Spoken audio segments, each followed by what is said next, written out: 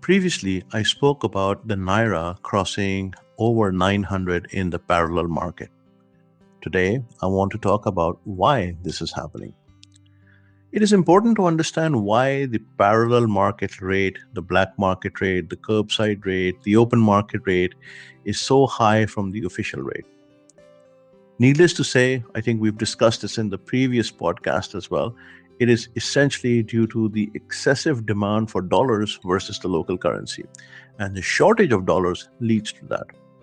But what happens is something called a compound effect. And this is something so simple, but yet we don't look at it in a macro way, if you will.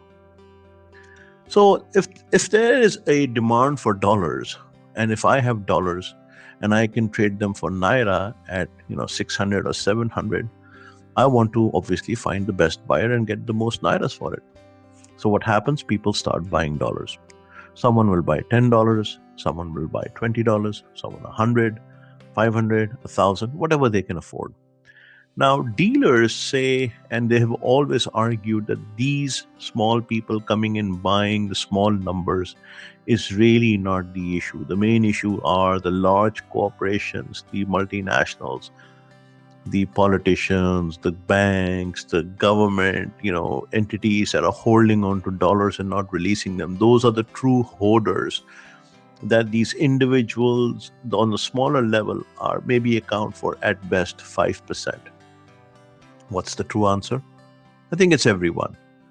But it starts with the compound effect of the small guys. That's where the snowball effect starts.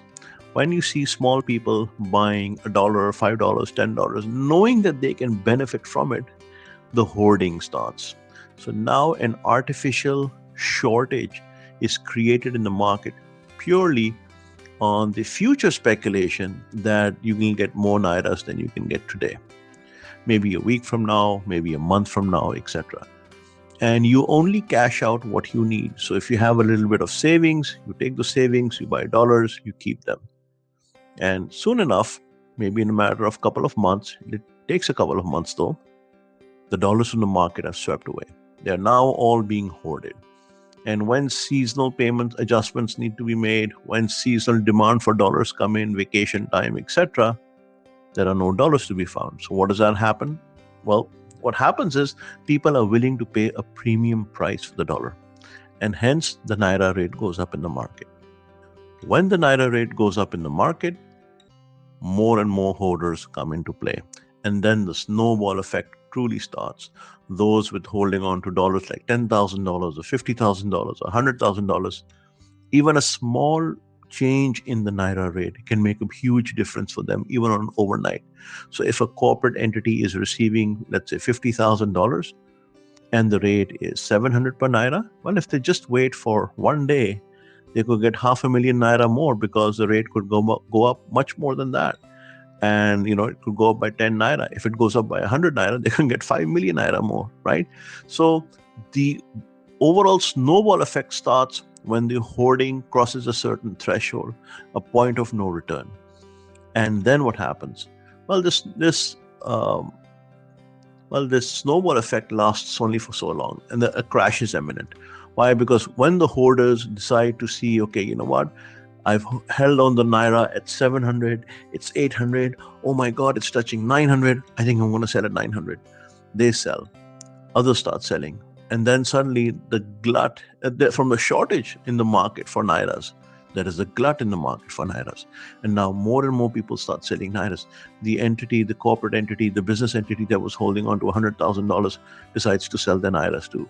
And what happens? The price drops. So there is a fluctuation in these rates.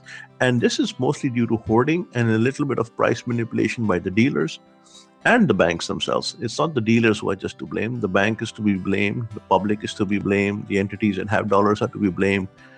A lot of politics comes into play over here as well.